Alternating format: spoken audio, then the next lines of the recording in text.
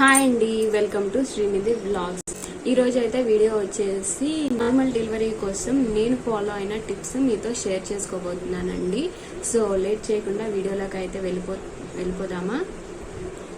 మన ఛానల్లో వీడియోని ఫస్ట్ టైం చూసిన వాళ్ళైతే వీడియోని లైక్ చేయండి, షేర్ చేయండి, అలానే మన ఛానల్ని సబ్స్క్రైబ్ కూడా చేసుకోండి. నేను ప్రెగ్నెంట్ అని తెలిసిన దగ్గర నుంచి నేనైతే ఒక టిప్ అయితే ఫాలో అయ్యానండి నార్మల్ డెలివరీ కోసం. అదేంటంటే వాకింగ్ అండి. ఎందుకంటే మనం ఫస్ట్ నుంచి వాకింగ్ చేస్తే అది ఫ్రీ డెలివరీ అవ్వడానికి చాలా ఉపయోగపడుతుంది. నేను ఫస్ట్లో అయితే ఫస్ట్ ప్రెగ్నెన్సీ అని చెప్పేసి ఎక్కువగా వాకింగ్ అయితే చేయలేదు. టిఫిన్ అయ్యేగానే లంచ్ అయిన తర్వాత ఒక 10 మినిట్స్ అలా వాకింగ్ చేసేదాన్ని. అది తర్వాత పెంచుకుంటూ వచ్చాను. ఈవెన్ 9th మంత్లో కూడా నేను వాకింగ్ అనేది చేశానండి, కంటిన్యూ చేశాను. హాఫ్ అన్ అవర్ కూడా చేసేదాన్ని. లంచ్ అయిపోయాక, డిన్నర్ అయిపోయాక ఈ స్టెప్స్ ఎక్కి మరీ చేసేదాన్ని అనమాట. సో నా ప్రెగ్నెన్సీ కన్ఫర్మ్ అయిన తర్వాత నేను హాస్పిటల్కి వెళ్తే నాకు చెకప్ చేశానండి. చెకప్ చేసి షుగర్ ఉంది కొద్దిగా లెవెల్, తినకముందు ఫాస్టింగ్లో కొద్దిగా ఎక్కువ ఉందని చెప్పారు. సో వాళ్ళు డైట్ ప్లాన్ అనేది చెప్పారు. డైట్ ప్లాన్లో భాగంగా వాకింగ్ కూడా చెప్పారు. సో నేను డైట్ ఫాలో అవుతూ అలానే వాకింగ్ కూడా చేశానండి. సో మనం అనేది రోజు ఫస్ట్లో మీరు స్టార్ట్ చేసిన దగ్గర నుంచి 30 మినిట్స్ పెట్టుకోండి డైలీ. అలా 30 మినిట్స్ నుంచి 1 అవర్ వరకు అలా పెంచుకుంటూ వెళ్ళండి. 9th మంత్లో కూడా చేయండి. నేను స్టెప్స్ ఎక్కి కూడా దిగేదాన్ని. మా అమ్మ వాళ్ళది first floor. So second floor వెళ్ళి వాకింగ్ చేసేవాళ్ళము. రోజు 2 టైమ్స్, మధ్యాహ్నము నైట్ ఎక్కి దిగేదాన్ని స్టెప్స్. మీరు కూడా అలా స్టెప్స్ ఎక్కి దిగండి. అలానే 6th మంత్ అంటే 5th మంత్ వరకు ఏ ఎక్సర్సైజ్ చేయలేదండి, ఎందుకంటే ఫస్ట్ ప్రెగ్నెన్సీ కదా. సో జాగ్రత్తగా ఉందాము. 5th మంత్లో టిఫా స్కాన్ అయ్యేంత వరకు కొద్దిగా జాగ్రత్తగా ఉందామని అప్పటి వరకు ఏ ఎక్సర్సైజ్ చేయలేదు. ఓన్లీ నేను వాకింగే చేసేదాన్ని. తర్వాత టిఫా అయిన తర్వాత నేను చిన్న ఎక్సర్సైజెస్ చేయడం స్టార్ట్ చేశాను. ఎలా అంటే బటర్ఫ్లై కిక్స్, అలానే స్క్వాట్స్, హాఫ్ స్క్వాట్స్. ఎక్కువగా కాదండి, చిన్న హాఫ్ స్క్వాట్స్ చేసేదాన్ని, ఎక్కువగా కూర్చొని లేకుండా. అలానే చిన్న ఎక్సర్సైజెస్, మజిల్ ఎక్సర్సైజెస్ అవి చేసేదాన్ని. తర్వాత 8th మంత్ స్టార్టింగ్ దగ్గర నుంచి కొద్దిగా హెవీ ఎక్సర్సైజెస్ చేసేదాన్ని అనమాట. ఫుల్ స్క్వాట్స్, అలానే బటర్ఫ్లై కిక్స్ ఎక్కువ చేయడము, అలానే డక్ వాక్స్ అవన్నీ చేస్తూ ఉండేదాన్ని. అవి కూడా నేను ఎక్కువగా ఏం చేయలేదండి, డే బై డే చేస్తూ ఉండేదాన్ని. లేదంటే 2 డేస్కి చేసి 1 డే అలా రెస్ట్ తీసుకునేదాన్ని అనమాట. మనం ఎక్కువ హెవీ ఎక్సర్సైజెస్ చేసేసిన డెలివరీ అనేది ముందుగా అయిపోతుంది. కాబట్టి హెవీ ఎక్సర్సైజెస్ అంతగా చేయనవసరం లేదండి. మనము వాకింగ్ చేస్తే చాలా మంచిది. అలానే 9th మంత్ స్టార్టింగ్లో నేను కొన్ని ఫుడ్స్ కూడా తిన్నాను. వాటి వల్ల కూడా నాకు నార్మల్ డెలివరీ అవ్వడానికి చాలా హెల్ప్ చేసింది. అది ఏంటంటే ఫస్ట్ ఆఫ్ ఆల్ ఖర్జూరా తిన్నాను నేను. ఖర్జూరా కూడా నార్మల్ డెలివరీ అవ్వడానికి చాలా హెల్ప్ చేస్తుందంట. అలానే పాలల్లో నెయ్యి, అలానే కొద్దిగా లైట్గా పసుపు వేసుకొని తినేదాన్ని. ఒక గ్లాస్ ఉంటుంది కదా, గ్లాస్ పాలలో 1 టీ స్పూన్ నెయ్యి వేసుకొని కొద్దిగా చిటికెడు పసుపు వేసుకొని అది కలుపుకొని తాగితే చాలా ఉపయోగపడుతుందండి నార్మల్ డెలివరీకి. అలానే అరటిపండు కూడా తినేదాన్ని డైలీ 1.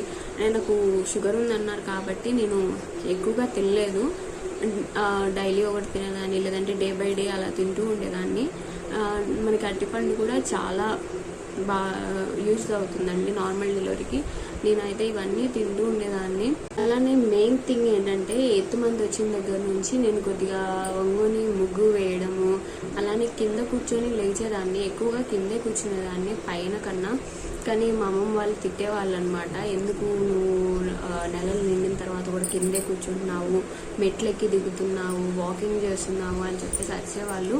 బట్ కానీ మనకి ఇప్పుడు రోజులు వేరండి, పాత రోజులు వేరు. పాత రోజుల్లో ఏంటంటే వాళ్ళు ఒంగోని పని చేసేవాళ్ళు, మజిల్స్ కూడా స్ట్రాంగ్గా ఉండేది కాబట్టి వాళ్ళకి ఈజీగానే నార్మల్ డెలివరీస్ అయిపోయాయి. బట్ మనకి ఏంటంటే మనం ఎక్కువగా కూర్చొని చేస్తాం కదండి పనులు. మనకి నార్మల్ డెలివరీ అవ్వాలంటే కొద్దిగా కష్టపడాలి. అంటే మరి బలవంతంగా ఏ ఎక్సర్సైజ్ చేయొద్దు, వేరే వాళ్ళ సపోర్ట్ తీసుకొని అయితే కంపల్సరీగా చేయండి. మీరు ఓన్గా చేద్దాము ఒకళ్ళే చేద్దాము అని మాత్రం చేయకండి. లేదంటే ఏదైనా మీకు వీలుగా ఉండేలాగా ఒక స్టూల్ కానీ చైర్ కానీ సపోర్ట్ తీసుకొని చేయండి. ఎందుకంటే ప్రెగ్నెన్సీలో చాలా జాగ్రత్తగా ఉండాలండి. వీటి అయితే చాలా డేంజర్, కాబట్టి మనం చాలా జాగ్రత్తగా ఉండాలి. ఎక్సర్సైజెస్ మీకు బలవంతంగా చేయనవసరం లేదు. ఈజీ. నేనైతే వాకింగ్ అయితే కంపల్సరీ చేయమని చెప్తాను. మీకు ఒకవేళ మేము అరగంట చేయలేకపోతున్నాము, మాకు కళ్ళు తిరుగుతున్నాయి, నీరసం వస్తుందంటే ఒక 10 minutes చేయండి. చేసి కాసేపు కూర్చోండి, రెస్ట్ తీసుకోండి, మళ్ళీ 10 minutes చేయండి. ఒకేసారి అయితే చేయొద్దు. మీకు వల్ల కాకపోతే ఒకేసారి చేయకుండా పార్ట్స్గా అయితే చేయండి. కన్ఫామ్గా డైలీ రోజులో మనం ఒక అరగంట గంట అలా ఫస్ట్ స్టార్టింగ్ నుంచి ఒక అరగంట, తర్వాత దాన్ని అలా పెంచుకుంటే 9th month వరకు ఒక గంట అయితే చేయండి. చాలా బెనిఫిట్గా ఉంటుంది. అలానే మనకి నార్మల్ డెలివరీ అవ్వడానికి చాలా యూజ్ అవుతుంది. అలానే మనం ప్రశాంతంగా ఉండాలి. స్ట్రెస్ ప్రెషర్ ఎక్కువ తీసుకోకూడదు. మెడిటేషన్ కూడా మీరు మెడిటేషన్ చేస్తూ ఉండండి. నేను మెడిటేషన్ చేసేదాన్ని, అలానే బేబీతో మాట్లాడేదాన్ని. మెడిటేషన్ చేసిన తర్వాత మెడిటేషన్ చేస్తే మనం ప్రశాంతంగా ఉంటుందండి. ముందు నుంచి చాలా మంది 8th month 9th month రాగానే చాలా భయపడుతూ ఉంటారు. నార్మల్ డెలివరీయా లేదంటే C-section అవుతుందా అని. నార్మల్ అయినా C-section అయినా మనకి బేబీ సేఫ్గా రావడం కావాలండి. కానీ నార్మల్ డెలివరీ అవ్వడానికి మనం ప్రయత్నాలు చేయాలి అంతే. ఎక్కువగా ఒత్తిడి కూడా చేయకూడదు మన బాడీని. ఎందుకంటే మళ్ళీ నార్మల్ డెలివరీ